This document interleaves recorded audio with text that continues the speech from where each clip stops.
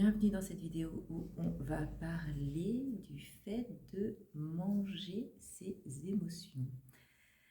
Alors, manger ses émotions, c'est une problématique qu'on aborde souvent quand on est naturopathe, ce qui est mon cas. Donc, je suis Julie Marchand, je suis naturopathe, je reçois en cabinet et en visio. Et manger ses émotions, c'est souvent relié à des pratiques de grignotage qui viennent donc épuiser l'organisme puisque ce sont des digestions qui sont inutile et on rentre ensuite dans un cercle vicieux puisque plus le corps est fatigué, plus le mental fatigue également, plus il y a de digestion inutile, plus les intestins s'encrassent et on sait aussi que les intestins entre guillemets encrassés ont un impact direct sur l'émotionnel en fait et la santé mentale.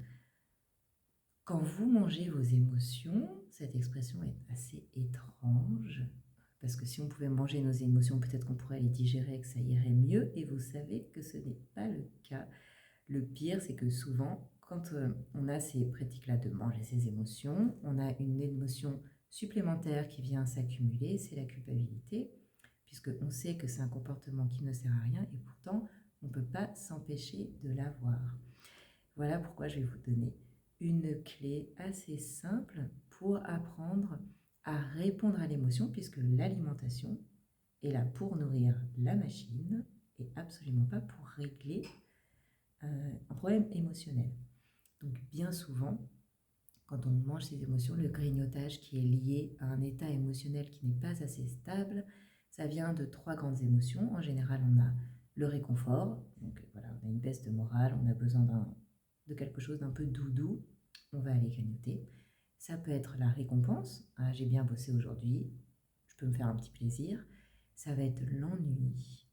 Donc l'ennui, ben, vous l'avez vu, hein, vous allez ouvrir le placard, vous mangez des chips ou des gâteaux, du saucisson, du fromage, que sais-je.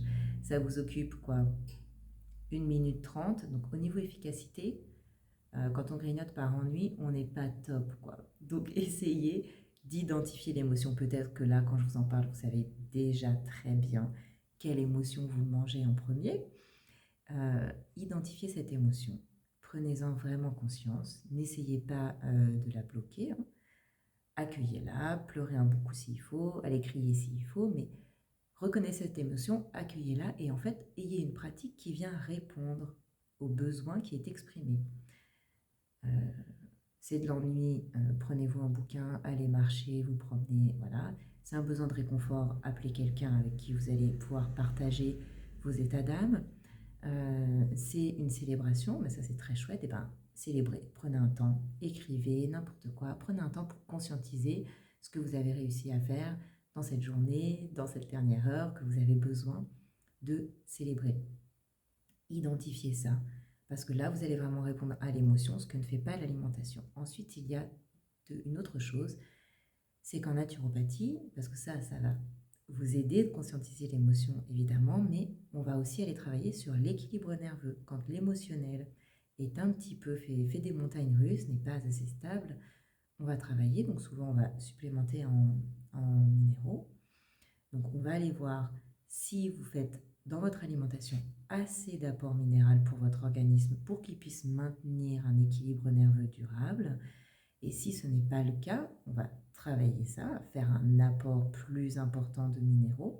Et on va aussi regarder s'il n'y a pas des fuites de minéraux. Donc par exemple, quand il y a de l'inflammation, quand il y a de l'acidité, dans l'organisme, le corps va taper dans les minéraux pour que le pH de l'organisme reste neutre et à sa juste place. Donc il y a deux choses, soit il n'y a pas assez d'apports minéraux quand vous avez l'impression que vos émotions sont comme ça, soit il y a des fuites. Donc c'est les deux points qu'on va aller regarder en naturopathie pour vous permettre d'avoir un système nerveux qui soit régulé sur le long terme. Ensuite, on a plein de petites pratiques en plus, entre guillemets, pour vous permettre, voilà, quand il y a des montées de stress ou de tristesse, de gérer ça. Mais l'idée, c'est plutôt d'aller travailler sur le fond, sur l'équilibre durable, notamment si vous avez un tempérament nerveux ou des tendances à la mélancolie, aux petites déprimes, etc. On va travailler sur la longueur, sur votre terrain, pour que vous puissiez avoir les ressources pour gérer ces états émotionnels qui sont un petit peu fluctuants, puisque en réalité, évidemment, le mental, pour moi, c'est comme si c'était un organe supplémentaire du corps qu'on ne sait pas très bien situer, qu'on ne sait pas vraiment dessiner sur un croquis anatomique, mais c'est un organe comme les autres, donc on s'en occupe en passant par le corps physique, hein. Euh, vous connaissez cette expression de les intestins sont notre deuxième cerveau, donc voilà, on travaille sur l'intestinal, on travaille sur les réserves minérales, tout ça, tout le mental qui s'emballe trop vite, les ruminations, etc., tout cet émotionnel qui peut nous dépasser, on travaille aussi par le corps. Évidemment, il y a les thérapies de parole, psychothérapie et compagnie, qui vont être très importantes, mais et extrêmement complémentaires avec la naturopathie, où vraiment il faut repasser par le corps et s'occuper de votre corps. Voilà, vous avez quelques pistes de réflexion. Si vous voulez qu'on travaille ensemble, vous avez mes coordonnées dans la description. L'idée, c'est vraiment de vous rendre autonome, que vous appreniez à nourrir votre corps selon ses besoins, selon ses capacités, pour ensuite ne plus avoir besoin de votre naturopathe, des remèdes naturels qui ne sont qu'une manière de passer d'un état à un autre, mais sans l'hygiène de vie, on n'arrive à rien avec les remèdes naturels. Voilà, vous avez les premières clés de réflexion. Prenons soin de vous, prenez soin de vous, je vous dis à bientôt.